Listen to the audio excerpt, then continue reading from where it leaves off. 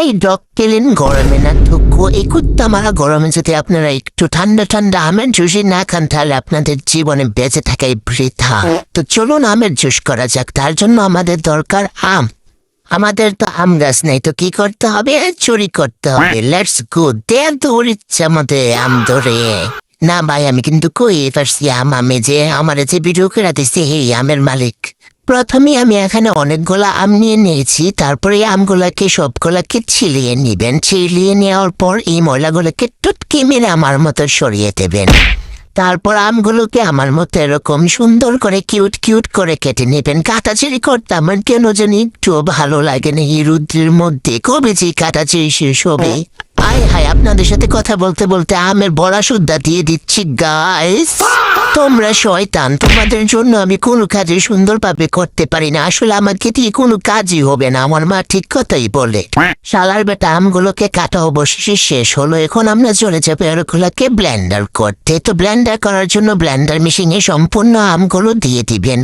তারপর এর মধ্যে দিয়ে দিবেন বিট লবণ। না একটু কম হয়েছে, আরেকটু দিয়ে তারপরে এর মধ্যে দিয়ে দিবেন স্বাদ মতো লবণ। আয় হায়, কত লবণ রয়েছে! লবণ শেষ করলে তা একটু কমায় দিই। তারপরে দিয়ে দিবেন বেশি পরিমাণে, একবারে বেশি পরিমাণে চিনি। চাইলে আমার মতো এরকম ডিব্বা দিয়ে দিবেন, কারণ আমগুলো অনেক টক।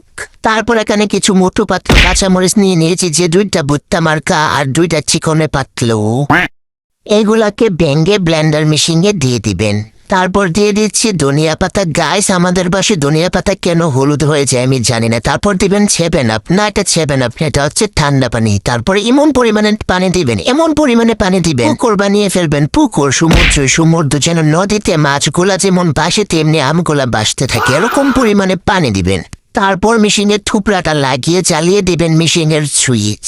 হয়ে যাবে আমের জুস। তারপর আপনারা চলে যাবেন আপনার মা সেই মঙ্গল গ্রহ থেকে একটি গ্লাস চুরি করতে এসে দেখি যে মুরগায় খাঁচায় বসে আছে। মনে হয় ডিম পেড়ে দিয়েছে, কিছুদিন পরেই বাচ্চা ফুটে যাবে। তারপর এখানে আমি অনেক খুঁজতেছি, গ্লাস কোথায় গেল? কোথায় তুমি সোনা? তুমি কোথায়? এই যে শালার পুতরে পাইছি, চিপায়ে লুকাই ছিল শালার পুত। তারপর এই শালার পুতুলের থুপড়াটার মধ্যে কিছু লবণ আর মরিচ লাগিয়ে দিবেন একটু ডিজাইনের জন্য। তারপর এখানে কালা কুটকুটটা একটি ছাঁকনি দিয়ে আপনার এই জুসটাকে ছেঁকে নেবেন। ওই শালা পরশ না কেন? পর আরে এতে আটকাই গেছে। ওর কি সমস্যা? একটা ঝাড়ে দিতে হবে। এই শালা পর শালা শুধু আটকে থাকে। এই যে হয়ে গেছে আমের জুস। সুন্দর না গাইস? খাবি তোমরা? তোমাদেরকে দেব না, তোমরা শয়তান। আরে এটা তো খুব মজা। শীষা, চলো বাইরে গিয়ে একটু শুটিং করে আসি। এক গ্লাস শরবত বানিয়ে বাইরে শুটিং করতে চলে এসেছি। এটা কিন্তু খেতে অনেক স্বাদ হয়েছে। কেউ নজর দিবেন না, পরে কিন্তু আমার পেট ব্যথা করবে। তো সবাই ভালো থাকবেন। আল্লাহ হাফেজ।